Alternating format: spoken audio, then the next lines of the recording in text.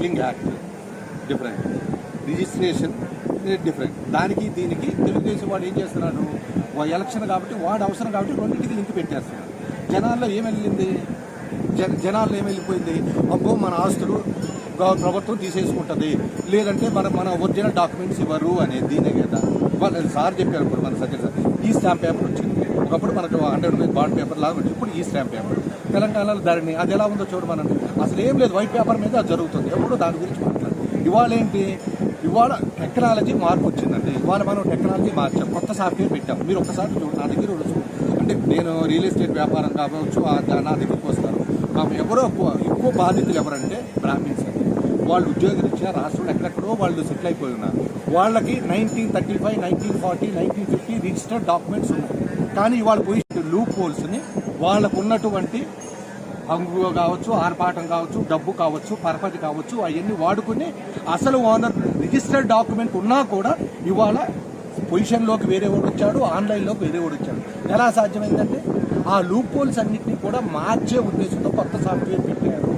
ఇవాళ ఎవడు ఆస్తిని ఎవరు తీసుకుంటారు చెప్పండి సార్. తంబు లేకుండా, ఒక ఐడీస్ లేకుండా ఎవడన్నా మన ఇది కంటి దేవునితో కానీ తంబు లేకుండా ఏదైనా అవుతుందా? అసలు ఒకటే అడుగుతున్నా, మీ ఆస్తే ఉంది, మీ ఒరిజినల్ డాక్యుమెంట్ నేనే తీసేసుకున్నా, ఏం చేసుకోగలుగుతాను చెప్పండి? మీ ఒరిజినల్ డాక్యుమెంట్ మీ దగ్గర లేకుండా నా దగ్గర ఉందండి, ఏమైనా చేసుకోగలుగుతానా? మీరు వెళ్ళి ఇంకో సర్టిఫికేట్ కాపీ తీసుకొని మీరు అమ్ముకోవచ్చు కదా.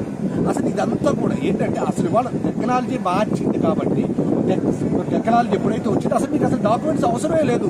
మీ డాక్యుమెంట్స్ అని కూడా ప్రభుత్వం దగ్గర స్టోర్ అయి ఉంటుంది, ఒక కాపీ మీరు తీసుకుంటారు అంతే. మీ దగ్గర ఒకటి ఉంటుంది, ఇంకా ఎన్ని కావాలంటే అన్ని గవర్నమెంట్ నుంచి తీసుకోవచ్చు. ఏదైతే స్టోరేజ్ అయితే ఉంటుందో అక్కడి నుంచి మీకు ఎన్ని కావాలంటే అది తీసేసుకోండి.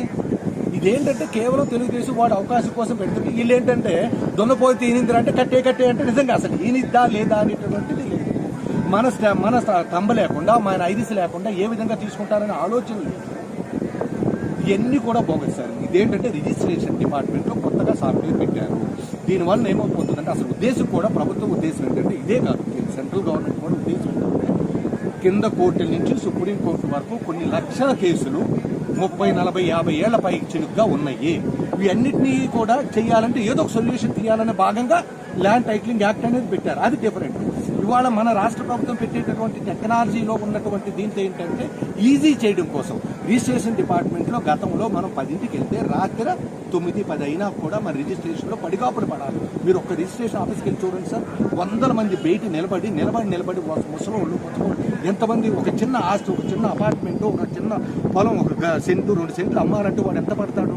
కానీ వాళ్ళదేం లేదు. మీరు వెళ్ళండి రిజిస్ట్రేషన్ ఆఫీస్కి వెళ్ళి 15 నిమిషాల్లో బయటకు వస్తున్నారు. ఇది కొత్తగా వచ్చినటువంటి సాఫ్ట్వేర్ పుణ్యం.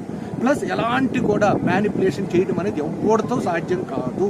ఇది అసలు ఓనర్కి సీఎం గారు ఏదైతే జగన్మోహన్ రెడ్డి గారు కొత్తగా పెట్టారో ఈ సాఫ్ట్వేర్ వలన, ఆయన తీసుకొచ్చినటువంటి విధానం వలన అసలు ఓనర్ ఎవరైతే ఓనర్షిప్ ఉన్నదో వాళ్ళకి అడ్వాంటేజ్.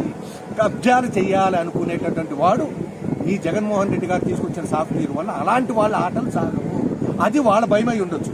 ఎందుకంటే ఈ కబ్జా కోర్లీలంతా కూడా తెలుగుదేశం పార్టీ వాళ్ళు కదా. వాళ్ళు చూడండి, మీరు 1950 నుంచి కూడా ఎవడ ఆస్తులు ఉందంటే ఎవడు బలవంతుడైతే వాడి చేతిలో ఉంది. అంతేగాని స్వతహాగా ఓనర్ చేతిలో ఆస్తులు చాలా తక్కువ ఉన్నాయి. జగన్మోహన్ రెడ్డి గారు పెట్టిన ఈ సాఫ్ట్వేర్ పుణ్యము, ఈ టెక్నాలజీ పుణ్యం అంట అసలు ఓనర్ వాడి రైట్స్ను కాపాడుకోగలుగుతారు. ఈ భూ కబ్జాదారులు, ఈ ల్యాండ్ సెటిల్మెంట్లు ఎవరైతే ఉన్నారో వాళ్ళ ఆటలు సాగవు. అది వాళ్ళ భయం అంతే.